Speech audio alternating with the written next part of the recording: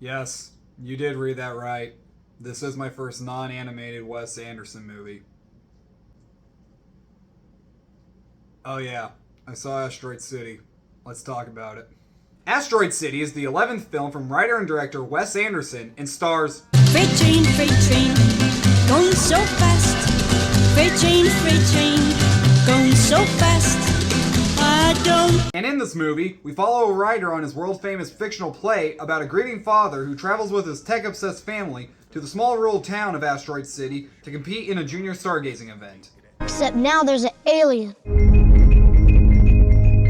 What's happening now? I don't know. Okay, so before I mention anything about Asteroid City, I gotta talk about something that happened at the theater I watched this at.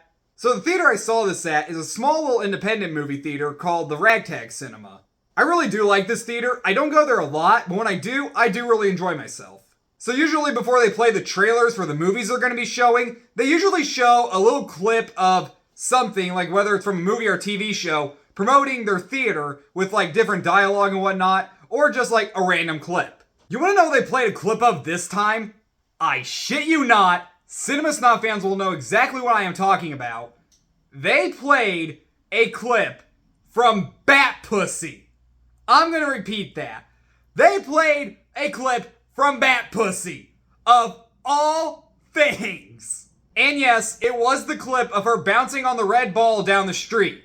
That completely caught me off guard, and I so badly wanted to yell out to the audience, so how many of you know that's from a Batman porno? There's like no way in hell that anyone working there or anyone in that audience knew what that was from. But after the clip was over, they just put up question marks, and I'm like, I know what that's from. I'm sorry, I just really had to mention that because it was just so random, and really? Bat Pussy? But enough about that, let's get to Asteroid City. So as I said at the beginning of this video, I have not seen a lot of Wes Anderson's filmography, only his 2 animated films.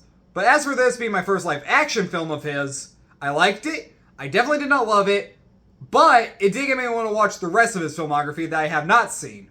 Asteroid City is basically what you expect from Wes Anderson. A bunch of quirky characters with deadpan looks on their faces stare directly into your soul while they say some quirky dialogue, all with a bright, colorful, and somewhat comfortable style and feel to it. The movie has 2 different stories happening at the same time. The play story with Jason Schwartzman's character, and the story about this writer and a broadcast that's going on about the play, and both stories do mix together very well. This movie has such a huge cast, and everyone does well in their respective role, but a good half of them are either barely in the movie, or maybe have 5 lines of dialogue. And was I the only one the entire time who thought Scarlett Johansson's character's name was Mitch Campbell, and not Midge Campbell? I kept hearing Mitch the entire time.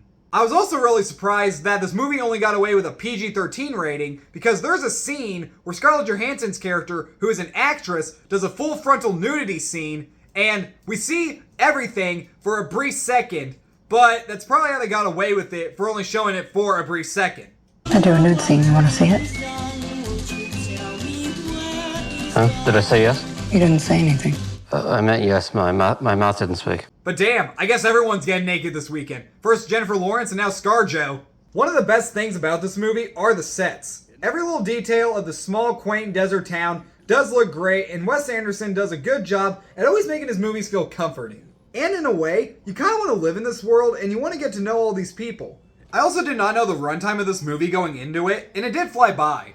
Really my only issue with the movie, and it is kind of a big issue, it's the fact that it doesn't always entirely make sense. But at the same time, I wonder if that was intentional, because maybe as we watch the story of Asteroid City unfold, the writer is writing all this random stuff at the exact same time.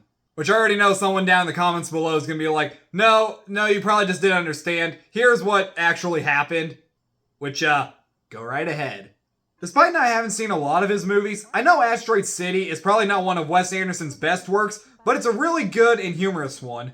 If you love Wes Anderson, I don't need to tell you to go see this because you're already going to anyway, but if you're not a fan of his movies or you've never seen one of them, this is probably not going to win you over, but this is still a good recommendation for fans of this guy. And the fact that I watched this at an independent theater, it was really cool to see a packed house for a movie like this. I'm going to give Asteroid City a B+.